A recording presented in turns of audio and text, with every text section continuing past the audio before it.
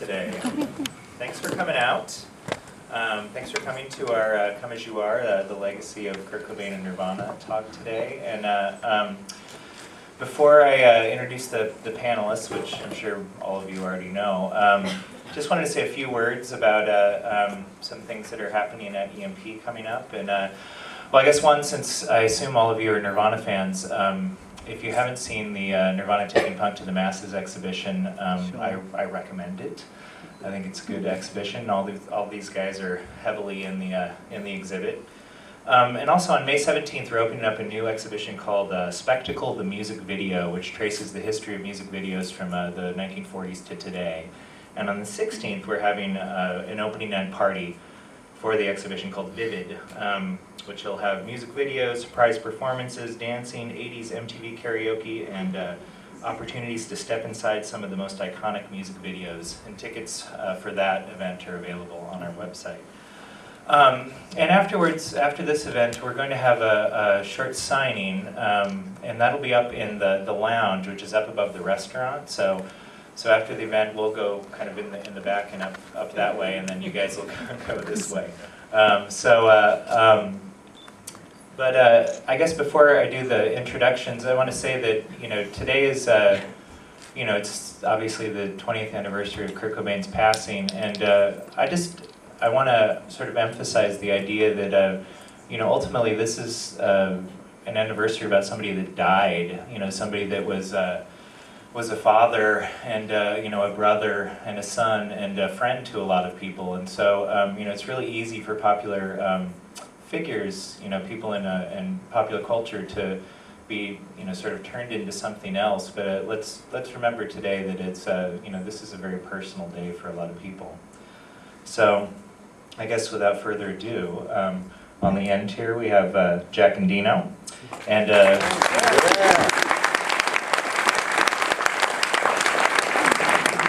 Jack, since 1986 or so, has recorded nearly 500 records, including many of the early releases that put Seattle on the map: Nirvana, Mudhoney, Tad, Soundgarden, etc. I think I'll just say that list of bands once, because I think for every single person on this panel, I'll have to say that list of bands.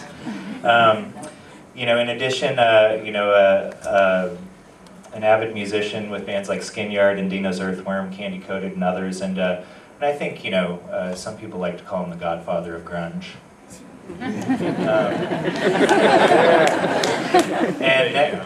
Can't refuse. And next to Jack and Dino, we have Charles Cross.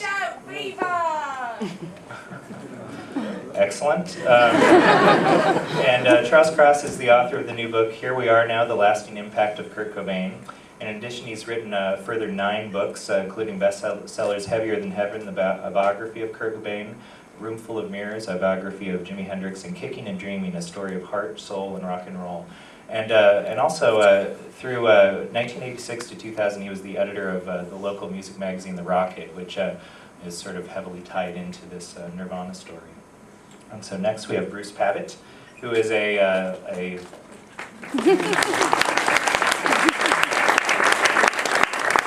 creator of Subterranean Pop, aka Sub Pop, which started out in 1979 as a radio show on KSFM and at the Evergreen State College, and it morphed into a fanzine, then a written column in the Rocket, which we just talked about, and finally in 1986, Sub Pop Records was born.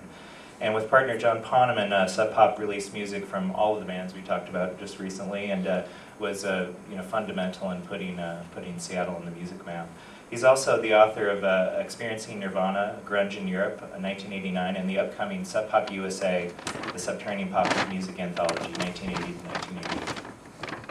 And then finally, we have Charles Peterson, photographer,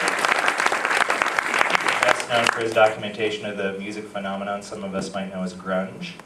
And his photographs have graced hundreds of record covers and publications, and he has several publications of his own: Screaming Life, A Chronicle of the Seattle Music Scene, Touch Me I'm Sick, Pearl Jam, Play State with photographer Lance Mercer, and Cypher. So thank you very much, you guys, for being on the panel.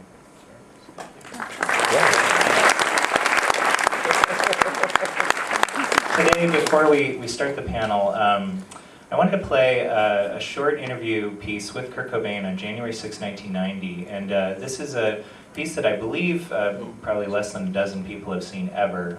It was just a piece of footage that was donated to us recently, and this was at the, I guess, backstage or in one of the rooms next to the Hub Ballroom at the University of Washington, and where they were playing with Tad and a few other bands that I forget, but it's a really great piece because you see that sort of transitionary sort of place that the band is in at that time, where it's, you know, they're clearly starting to do really well, but they don't really know where they're going. So I guess without further ado, let's play the Kurt Cobain clip.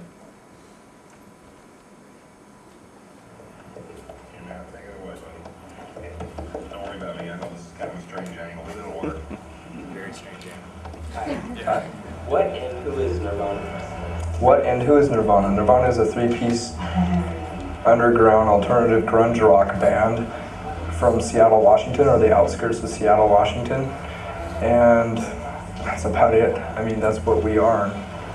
What exactly is the grunge sound? I don't know. I guess that's been classified as a grunge sound because we play electric guitars with distortion. That's about it. How would you describe the music you play? How do we describe what? The music you play and the things you do. Well, the things we do is just, we play a very powerful, high energy type of rock and roll. We move around on stage a lot and just scream with an abandon, I guess. Right now, stop going. Never mind. Seattle's a real well-known music scene. I think because there happens to be a lot of good bands coming out of Seattle right now. A lot of good bands. And it's just by chance, I guess. It's luck, I don't know. How'd you like Europe? I liked Europe. Yeah, I liked Europe. It was a lot of good times. What were the crowds like? How were you received? Pretty much the same way we are around here. And when we were in the United States, we get about the same type of response. People really like us, I think. What was it like playing right after the wall came down in Berlin? We didn't get to see very much, actually. We were delayed for about 4 more hours because there were so many people coming from East Berlin into West Germany. So we pretty much just experienced it on the highway, and that's it. We didn't get to see the wall. We didn't get to see anything but the venue that night when we played. But there's a lot of good feeling in the air, a lot of good atmosphere. How did you get involved with the Sub Pop label? We recorded a demo in Reciprocal, and Jack Endino, the producer that does mostly all Sub Pop stuff, he gave the tape to Jonathan and Bruce, the head guys at Sub Pop, and they called us up and we started negotiating. What's your musical background? Hard rock, punk rock, new wave, country, doesn't matter. We like everything, so that's pretty much what we try to do, is have a lot of diversity in our music. Who are some of your influences? Probably the Stooges, Aerosmith, Led Zeppelin, Velvet Underground, stuff like that. The Beatles especially, yeah, they're definitely my biggest influence. What's the future of Nirvana? The future of Nirvana? I don't know. Hopefully try to write some more good songs. That's all we care about, is writing good music. If we get popular or not, it doesn't matter. The music's more important. What kind of advice would you give to people that are starting out or want to have a musical career? Just keep practicing and don't give up. Just never give up. Play as often as you can and be really dedicated and try to write good music, and don't worry about the material ethics that go with music. It doesn't matter what you look like or anything. It doesn't matter what your product looks like. It's what it sounds like. I think music's a lot more important than video. Great, thanks a lot. Okay. It's incredible. Yeah, pretty crazy, huh? That's like the greatest thing I've ever seen. Especially the cinematography. That's all I, Yeah, but that's how I remember him actually, because that seems like it's right after the Yeah. Well, I think one of the things on that we were talking backstage just about the humor and how that's not there in the depictions, and there's so much of that humor there, and also the honesty of admitting that Aerosmith is one of his influences in the Beatles. That got dropped a year later when he did interviews, but it's so sincere. And It's funny, I was just listening to Sgt. Pepper's Lonely Hearts Club Band yesterday, and started hearing Nirvana and Kurt in that I'd never heard before. I don't know if it's just because of the timing or what, but it's interesting to see him actually admit to that being his favorite. yeah, definitely. It's I'm sure that camera person rued the day he made that decision to shoot in profile. What was I thinking? Kurt mentioned that Nirvana got an excellent response over in Europe, and I did manage to spend a week with the band over there, and I have to say the audiences totally went off, and their shows just kept getting crazier and crazier. From my perspective, and having seen Nirvana play their first show in Seattle, which was at the Central Tavern in early April to about 5 people, his songwriting and the band's live performance just grew exponentially. And by the time they had zigzagged throughout Europe for 6 months in November and December of '89, they were really in top form. So this interview happened about a month or so after they got back from Europe, and the Hub show was absolutely incredible. What was the date on the interview? January 6th. Okay, that must have been at the Hub show. Yep. Okay. Was that the famous Yeah, shot where I that you took the have? stage Stage diver, dive, yeah. Absolutely incredible show. They were in peak form at that time. Yeah, banned for life from any University of Washington venue after that show, apparently. Why? I don't remember. I guess because they destroyed some equipment that was the UWs or something. Well, on that tip, in June of '89, prior to this event, they were banned from the Moore Theater for 10 years at the Sub Pop Lane Fest showcase with Mudhoney, Tad, Nirvana. And then they were also banned, Snowy Sellich was banned from the Seattle Center Coliseum for, there was like a Neil Young show or something, and he got completely out of control. And he literally told me the story of when they were backstage in the incredible show in 1992 at the Coliseum. There was a picture of him backstage on a list of people that had been banned from this venue, and here he was going on stage. I'm sure many of those bans were lifted after September '91. I wonder if you guys could, in any order, talk about the first time you ever met Kurt or Nirvana, if you remember. Well, I think Jack's gonna jump way ahead of I guess here. yeah, I'll jump in ahead of the line there. Well, I just got the phone call, although, to be honest, I don't remember right now. I think the phone call was from Kurt, not from Chris. And he just to call and book time at the studio, that's all it was. It says, we're friends of the Melvins and we want to come up and record, and oh, by the way, Dale is going to be playing drums with us. He's helping us out. And I thought, well, okay, so the drums are going to be taken care of, so this can't be bad. Because I was a big fan of Dale and the Melvins, so I thought, this is a pretty good start for whoever the heck these guys are. And then Dale helping them out. So, that was it, and that probably was, I'm imagining it would have been early January or something of it. January 23rd. Well, that was the session, but I don't know when the phone call came in, something around that time, a couple weeks beforehand. But, the session itself only lasted 5 hours, and I don't remember very much about it. It was, 10 songs in 5 hours, do the math.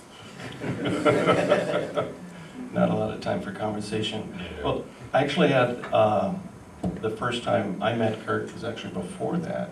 In the fall of '87, I was down in Olympia, and a friend of mine, Candace Peterson from K Records, introduced me to Tracy and Kurt, some friends of hers. And I remember Tracy was wearing a Melvins t-shirt, and she did most of the talking, and she introduced Kurt as a roadie for the Melvins. So that's how I knew him. I got a chance to enter their Pear Street apartment, and it was real interesting. It's kind of thrift store bohemian, lots of turtles and rats and pets everywhere, rocker posters on the wall, Queen, Rolling Stones. It was kind of an odd mix of punk, thrift store, and commercial hard rock. It was an interesting vibe, yeah. But he was a sweet, sensitive guy, pretty quiet. Like I said, his girlfriend did most of the talking. I had no idea that that was the guy when I first heard the demo. I didn't piece it together until I finally met him again. We have that demo up in the gallery right now, actually. Yeah, I'm sure there's a few copies floating around. Oh, you don't know? I thought you were going to cue it then. I thought that was you were ready to go. Not quite prepared. That's fine. Oh, come on, get it going. I guess I first met Kurt doing a promo shoot on Bainbridge Island for Sub Pop. And I photographed the band live previously before that, but I never actually talked to Kurt that night. And he was just sweet, unassuming, kind of shy, you know, just, yeah.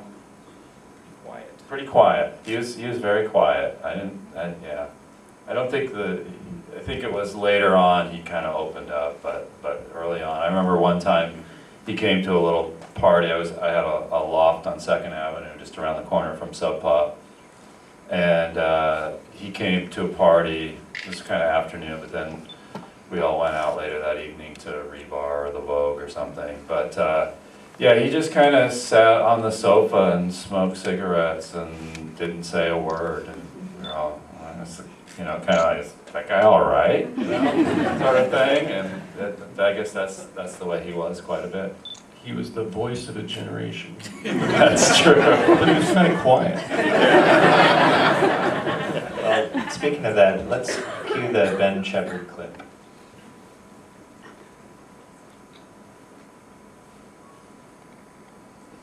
It's here somewhere.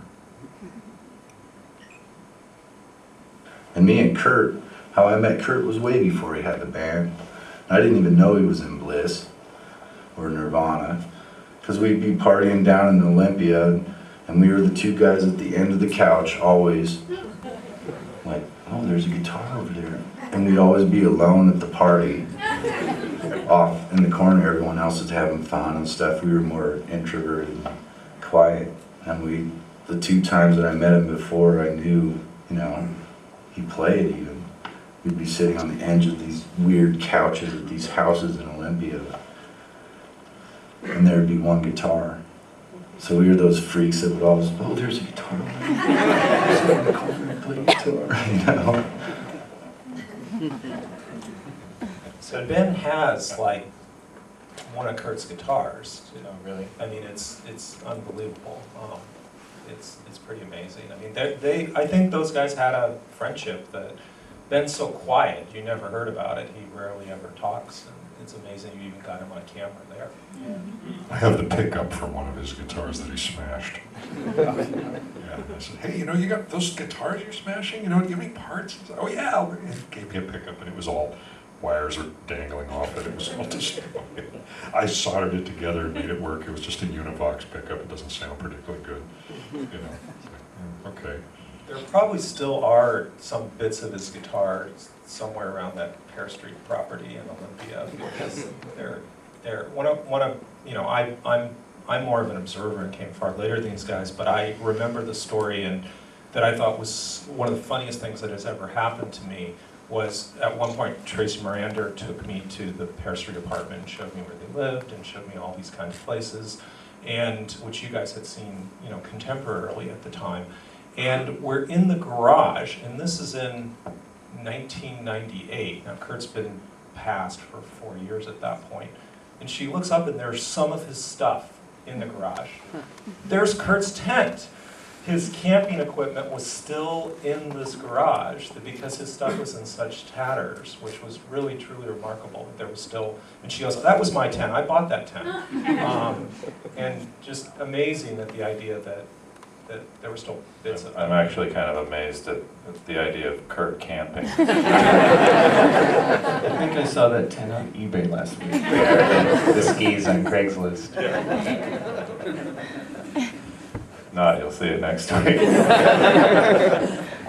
Which is actually kind of a funny story. I was in 1992, I met a woman in the UK. I was on a job there shooting a band, and we fell in love. And she visited me in Seattle and went back to England.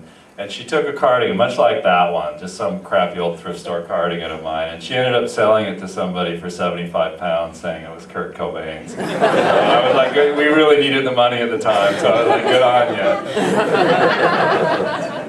you. So Charlie, at the Rocket, I mean, when was the first time that you guys were sort of aware of Nirvana? Well, with Love Buzz, there was a test pressing, and I don't know who on our staff got that. I honestly, it may have gone up on eBay in the last couple of years, but there's a test pressing of that. Bruce was coming in and bringing those test pressings. I have a few of them at home still, and they were all in these white sleeves and unmarked, and Love Buzz was. The only thing about Love Buzz that at the time, I mean, so many of the stories of Nirvana become apocryphal, but because it was a cover, in some ways it wasn't taken quite as seriously as if it had been their own song. But it was a great cover, that's for sure. It was an awesome record. And if I do say so myself, I'll share an anecdote. We released the single, and a few days later, Charles called me at Sub Pop, and he goes, we threw a party last night, and we put Love Buzz on, and it just kept getting played over and over again. And that was the first real feedback I had heard about this single. I'm thinking, if this can rock a party, Charles, this is going to be it. This band's going to be huge. Gave it my stamp of approval. Well, I wonder, Jack and Bruce, Jack, when you first recorded that demo, I mean, what was it about the songs that made you feel like you wanted to pass it on to Bruce and John, and then Bruce, I mean... Well, instrumentally, it was similar basically, question. to my ears, it was basically 70s hard rock. It owed a lot to the Melvins. It was a little proggy and angular and post-punk and weird, but basically it was riff rock. But what set it apart was the singing, actually. I thought his voice had a particular character to it that I thought was pretty impressive. And just his whole vocal approach just kind of blew me away. I thought, this guy's it's killer. Whatever becomes of this, I'm kind of a sucker for riff rock, so I was like, okay, well, this is pretty good stuff, but the singer's amazing. So that was it, and I kind of knew that the guys at Sub Pop would be like, well, what is this, metal? I mean, but even Jonathan picked up on the singing thing. And that was the thing. It was like the personality kind of came through and sort of made you curious about it. Like, well, what is this? Because it wasn't your run-of-the-mill hard rock singing, really. It certainly wasn't your stereotypical metal singing of the late '80s at all. It was a different thing. There was something a little bit punk rock about the vocal approach. Incredibly soulful vocals. When I first heard the tape, I thought some of the arrangements were a little busy, kind of proggish, and I wasn't too crazy about it. My business partner, John, got the demo first and really lit up. He had to kind of sell me on a little bit, but we were both totally blown away with Kurt's voice. I remember, I think the first time I ever heard Nirvana was working in the dark room at Auto Trader, which was my crappy night job in the early years there. A lot of the film that I shot was appropriated from Auto Trader. But I remember hearing Floyd the Barber. They had it on a pot at KCMU, and that was well before I don't know where that was recorded. It's the same version. It's that the same version. We remixed it, but it's the same recording. Yeah, and I remember not liking that so much. That's probably one of their most strangest arrangements. Yeah, that was the hit for me off that Oh, tape. okay. I just want to say that for me personally, a lot of what ultimately appealed to me about Nirvana's first record and their first single had a lot to do with Jack and Dino. And I think it's one of the reasons, the record did sell pretty good. In the first year and a half, it sold like 40,000 copies, which was a lot of records for an indie label at the time. It still would be. It still would be, It would yeah. actually be Yeah, that'd be more like impressive number Yeah, now. and I really think a lot of its popularity had to do not so much with the songwriting, but the vocals and the rawness of the recording. I just love Jack's production, and it just really jumped out and had a real vitality to it that a lot of people could relate to. I appreciate that, Bruce. Thanks. I always found those early productions like really big sounding, like the, Super Fuzz Big Month, and then Big for 8 tracks. Yeah, yeah. No, I mean, there's something to simplicity there, Well, as the music critic on the panel, Jack and Dino is Seattle sound. It's there. It's right here. This guy. Come on, you guys. Moving right along. His sound, when everyone talks about the Seattle sound, it's not Nirvana, it's not Mudhoney, it's not Tad, it's Jack and Dino. The magic is in that. And I think that often was overshadowed by the personalities. What happened is the personalities, particularly by '91 when Nirvana overtook the world, that particular essence was lost. And some of it was Charles's photographs as well, and what Bruce and John picked up beyond Nirvana. All the other unusual acts on the label affected it as well. And it became a label that people looked to because they knew they had great curators behind it. But Jack's sound, more than anything else, was the sound that kind of formed that. And even when Nirvana was with Butch Vig, I think that you didn't produce Nevermind last I checked. But Yeah, I even think that some of the arrangements and the way that Shame. record comes together is informed by the earlier Well, stuff. it is because all those drum arrangements, for instance, were written by Chad. Most of those songs were demoed when Chad Channing was in the band. Grohl himself has gone on record as saying, "Hey, I was just playing Chad's drum parts on Nevermind. The stuff was already written. There was no reason to change it." And which is it's a pretty cool thing for him to point out, actually. Dave didn't really write the drum parts until he knew drum. That's when you hear Nirvana with Dave Grohl, what they really sounded like, as opposed to Dave playing parts that had already been demoed with Chad Channing.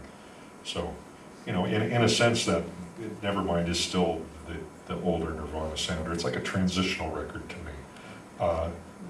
Nevermind has always felt a little weird to me because it always feels like it's between one thing and another, and I think that's partly why, because the stuff had already been demoed with the old version of the band. And that's not even, there's actually a couple of the tracks on Nevermind there's one track we think actually has Chad on it, which he's not credited, so. I think you're right. Is it yeah. something in the way? Exactly. And so, it's Chad's parts, and we were talking backstage. I think it's a crime that Chad's not also going to be on stage with the band or being inducted.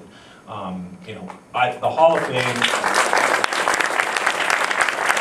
when they induct the band, it should be every member of the band on the plaque, on the wall, every member of the band. And that doesn't mean they should all play or all give a speech, but it does mean that legacy of everybody that was in that band is part of that honor. And if anybody's aware, Kiss is being inducted for the original lineup. Nirvana's being inducted for the lineup in 1990, which makes no sense. Or 91. 91. Yeah. Well, let's talk about, I want to talk a little bit about the humor in the band, and to kick that off, let's play that Chris Novoselic clip.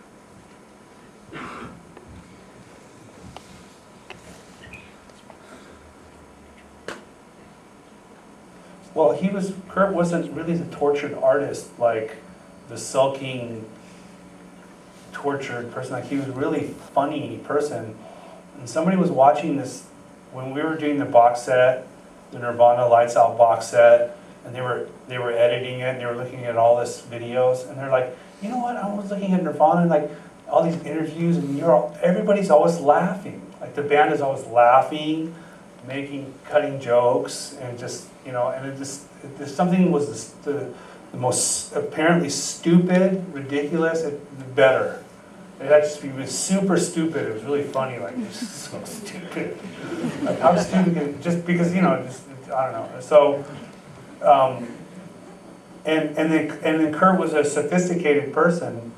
You know, he wasn't some hayseed or, you know, some, you know, from Aberdeen or whatever. He was from Aberdeen. You know, but you know how that whole mythos was about. But you know, Kurt was a sophisticated person, and again, he was a great artist, and he was insightful, and you can see some of the art he did. Just the paint. If he would have just stuck with painting, he could have just done painting and sculpture. I have this pipe he made me. I've never used it. It's this writhing, weird, tortured spirit person. It's really like this tortured, weird ghost. And so he was always creative, and his mind was always, he's always doing things, compelled, and he was a very hard worker. Like, he knew he was a good songwriter, and he knew it was because he had developed that skill, and he worked at it for years and years.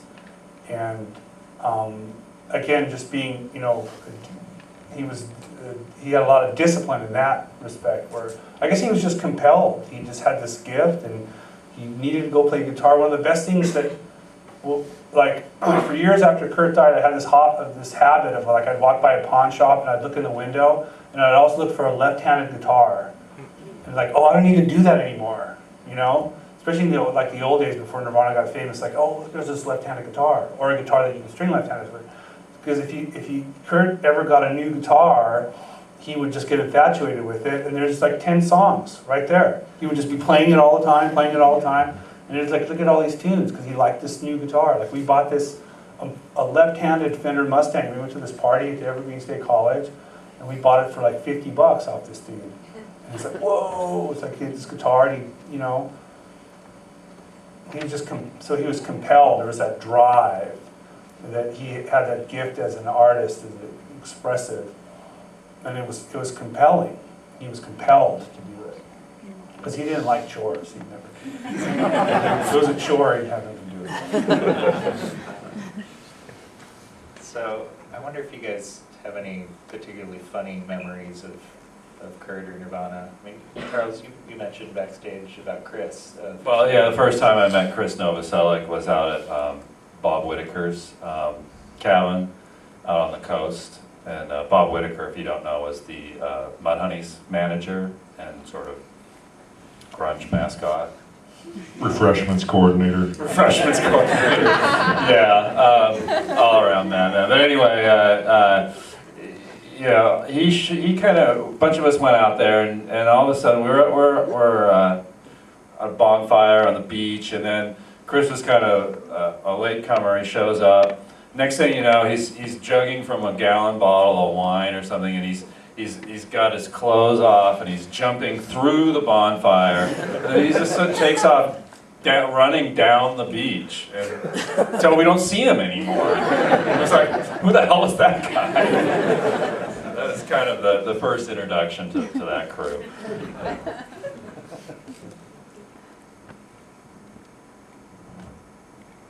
I have this very vivid memory of Chris. February 1990, Pine Street Theater, Portland.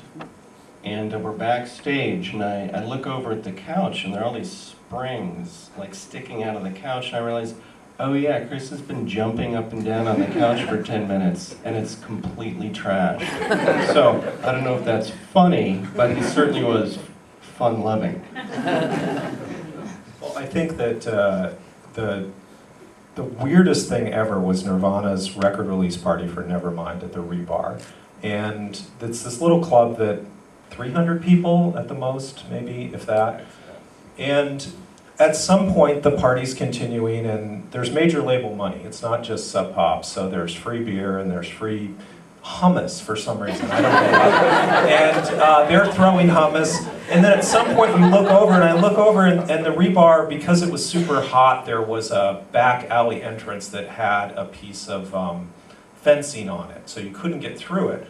And I look out, and it's the alley, and there's Kurt Chris and Dave, they're not in the party. They're outside behind this fence like they're caged. They have been kicked out of their own record release party for starting a food fight. And they're looking in and everyone's like, why aren't they here? They so didn't want to be at that party. Anyway, I was just interested a little what Chris was talking about their interviews there. I think they took, I don't know if it was just them, but it seemed, what came to my mind was that they took a cue from Mudhoney's playbook, which Mudhoney I don't think ever gave a serious interview in their career. And so I think that was kind of par for the course for the whole, you know, Bruce and John with their whole world domination theme, and you know, I mean, we were just having fun at it. It didn't need to be that serious. You know, that would have, like I said, it would have made it a chore. Charles, could you share with us the story of Kurt in the UK coming out on stage in a wheelchair? And that's got to be one of their great pranks. So at the Reading Festival UK in 1992, rumors were swirling that Kurt was not well, that you know he's doing so much heroin that he wasn't going to show up for the gig. You know, even though he curated the whole thing, and of course anyone that was backstage knew that they were playing and that they were there. But you know, there was just this like, the rumors had been swirling, and I could tell like people were not sure, and so you know. Anton gets me to the side of the stage there before the show, and I turn around and there's Kurt in a wheelchair.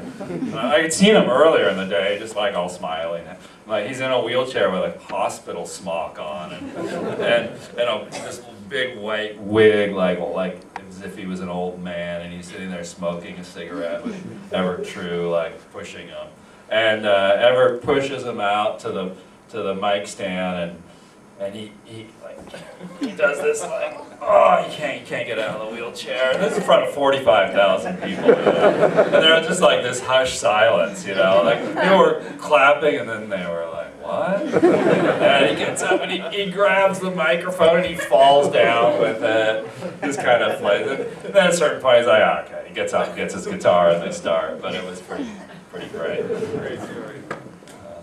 Well, since you, Charlie, you mentioned the listening party. Let's play the Susie Tennant clip.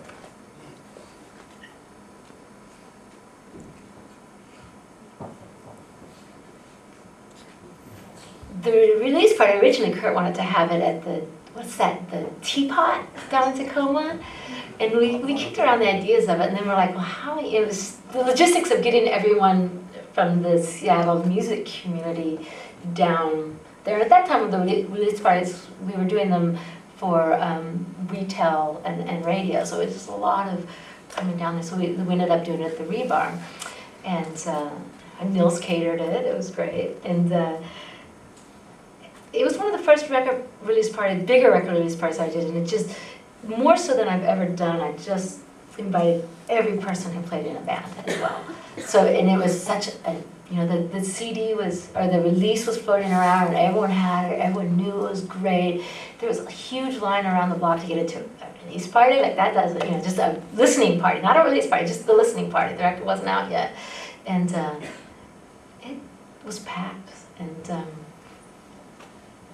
you know, there was moments of food fighting. You know, they just started throwing this nasty dip around, and we all actually we dragged them out so they wouldn't get in more trouble, because the Rebar, God love them, you know, you don't want to be anywhere where a bunch of drunk assholes are throwing dip around your establishment. And there had been some sneaking in of alcohol, things that, you know, could cost them their liquor license. And but it was really, like I said, it was the first time I had seen just the whole community come out in support. And there was this tension in the air, because everyone knew it was something really special was going on with this band. What date was that? It was Friday the 13th, September 13th, 1991. I think I was on the road with Skinyard at the time. I was invited to actually DJ that event, and I played the test pressing and flipped it over, and then to be provocative, I played a half an hour of Sufi singing by Nusrat Fateh Ali Khan, and people are like, what the fuck is this? And so Kurt and Chris came up, and they're like trying to out-punk me, and they're like, do you got any Cars or Blondie? You know, that would be the killer follow-up to Nusrat Fateh Ali Khan. So they did have a good sense of humor. Well, I wonder if you guys could talk a little bit just about that time where, I mean, you know, before Nevermind is out, I mean, it seems like there's a lot of buzz. I mean, people really know that this is going to be huge. I mean, what was your sort of personal recollections of the time? Well, first time I heard "Smells Like Teen Spirit" was actually on a cassette tape in Susie Tennant's car. Me too. Imagine that. Yeah, and you know, I thought, wow, this is, for them, it would just seem such a leap, such a, you know, and I thought, yeah, this is gonna be huge, you know, they'd probably go out and open for Sonic Youth or something on this, yeah. I mean, you know, we didn't know, I mean, yeah. They opened for the Butthole Surfers. And I think what Charles is saying, though, speaks so to the point, which is that what huge was opening for Sonic Youth. Right. I remember talking to you, Bruce, right, or at that record release party, or like, you know, the idea of 100,000 copies, which was what Sonic Youth had sold. That was the upper reach. That would have been the biggest thing ever, and that's what people thought that were booster of the band. In the indie world, 100,000 would be like a platinum record. Yeah, it was. The first time I heard it was in Susie Tennant's car. I don't remember seeing you in the car. It's very odd. At least he was just driving with people around Seattle playing that. But I remember being totally blown away, for sure. I remember being on the road with Skin Yard, and we were somewhere in the Midwest and hearing it either at somebody's house or possibly even on the car radio. It might have just been "Smells Like Teen Spirit," because that's the first thing I remember noticing, and just kind of going, whoa, really? This is Nirvana, and it's on the radio, or wherever we were, you know, because I don't think the record was out yet.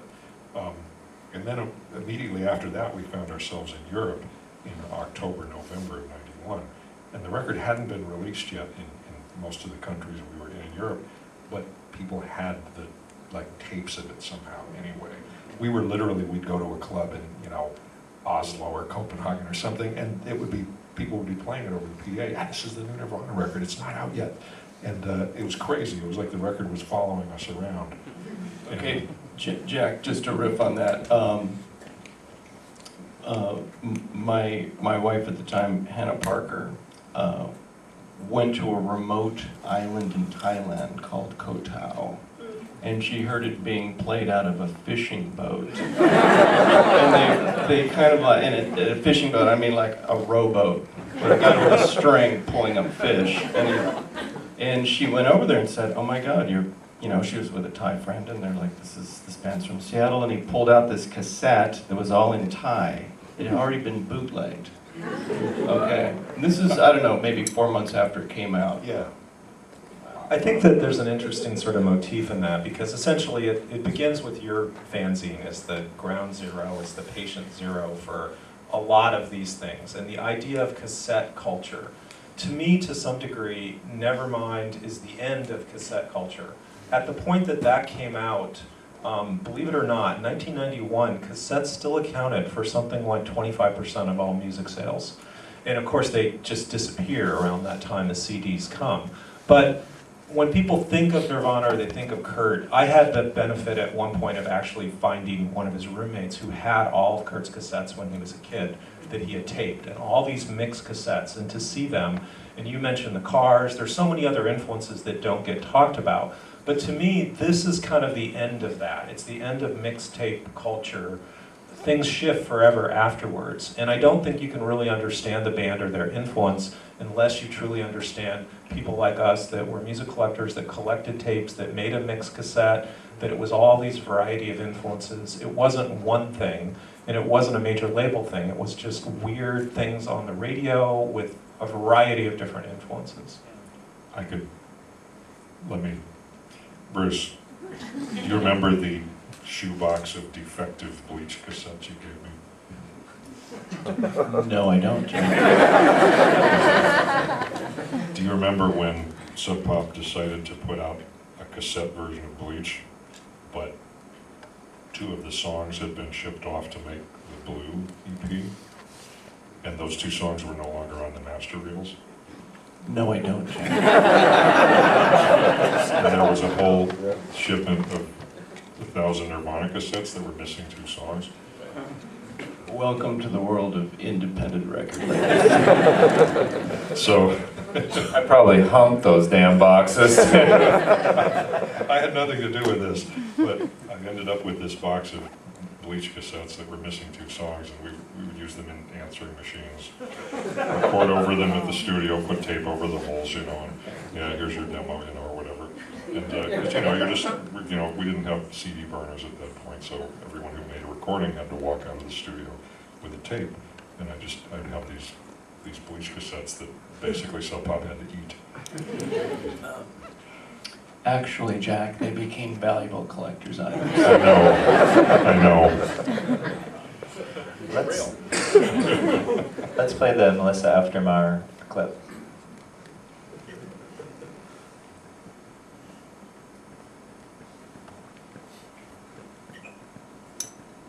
Had a cassette copy of the Advance Nevermind because our friends who booked them during the Bleach era were sent the Advance cassette of the album months before it came out. And I put that thing on my tape player in my apartment, and I cried, and I invited every single person over, and I said, listen to this.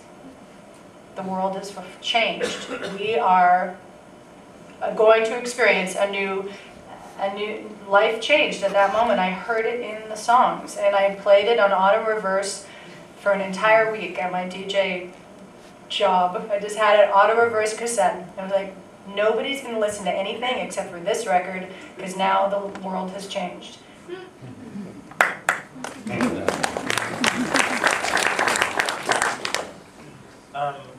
Let's move forward in time a bit and talk about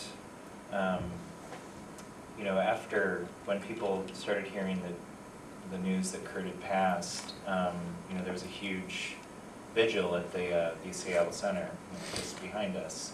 I'm wondering if some of you guys could talk about just how momentous that is, that that many people would get together pre-internet era to celebrate somebody.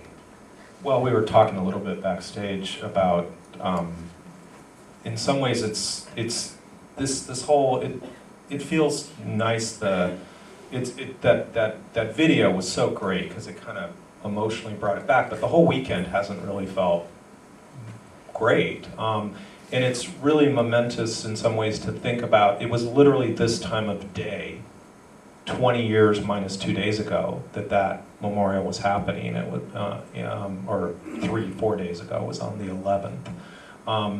And that many people gathered, no, it was on the 10th, it was on Sunday. We found out Kurt had died on Friday, and this thing happened less than 48 hours later, and 10,000 people gathered with no internet.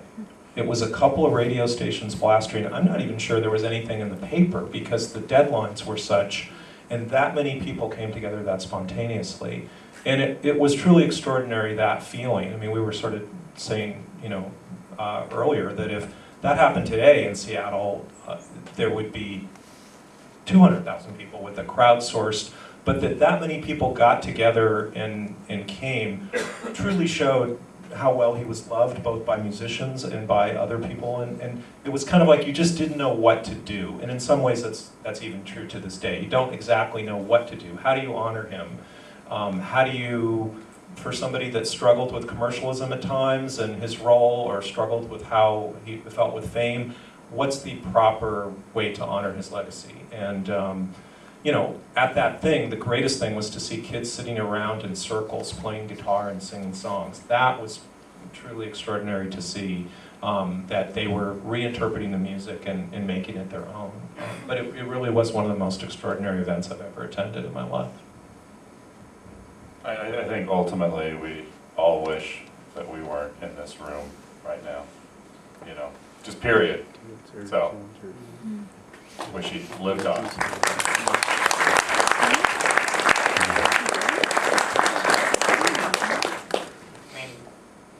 you think that, I feel like we've had to deal with in the last several weeks intimately, that sort of relationship between celebrity and privacy? You know, that on one hand, this is this very personal, you know, thing of, you know, somebody, a human dying, but at the same time, it's obviously a giant media thing as well. I mean, do you guys have any thoughts about, you know, is there a balance? Is there? Let me take that. Sure. That's a tough call because, you know, we were involved and everybody knows it. And, you know, how many countries are there in the world? 175, something like that. Somewhere, every time there's an anniversary of any kind related to any event that has to do with Nirvana, somebody is doing an article or a video or a TV show or a documentary or a master's thesis or a college term paper or whatever, you know. And sooner or later they will find one of us and say, hey, can I interview you? Can I ask you a few questions? Multiply that by however many countries there are.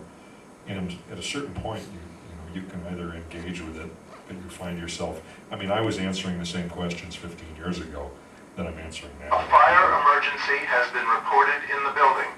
Please leave the building by the nearest exit. Do not use the elevators. I guess we have a fire emergency. Did Chris pull the fire alarm? It's Richard Lee.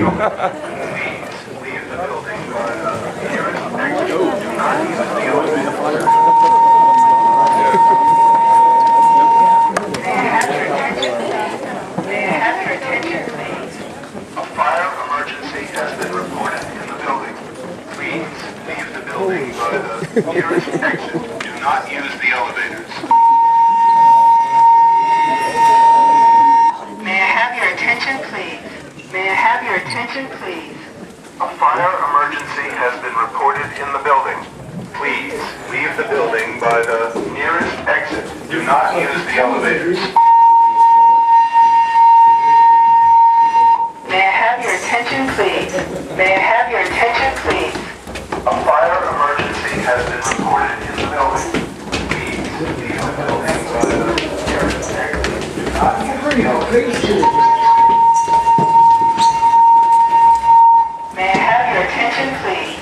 May I have your attention, please? You like to keep it in? A fire emergency has been reported in the building. Just keep it in Please the hall. leave the building by the nearest exit. Do not use the elevators.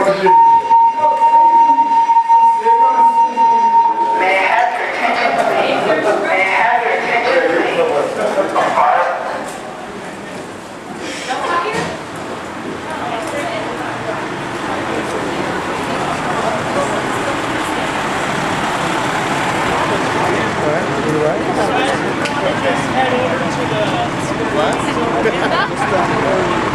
Fire! Fire! Fire! I have your attention, Are you still please? videoing? Yeah. Oh shit! The whole time. Maybe that was a sign for her. Where's Alex? It's just Kurt got pissed off. Yeah. They said Kurt liked to play pranks.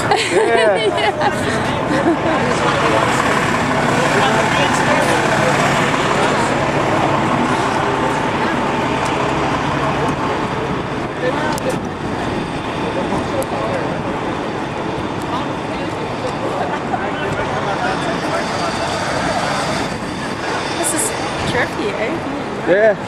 Right when they were talking about, yeah, his passing, right.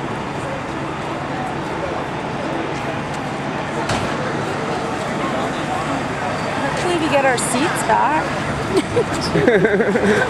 Better. Yeah.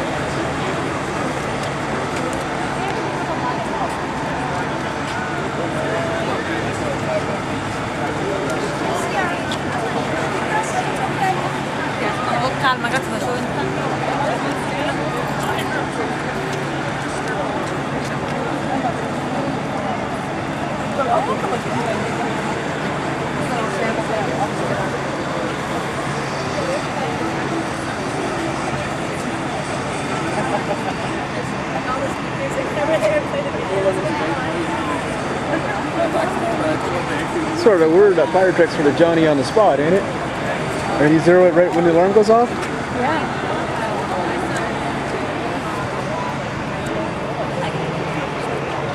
light up all my grill. What are your feelings on this, Alex?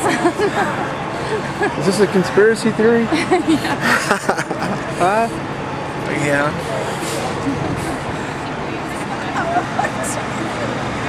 Okay, set it down for right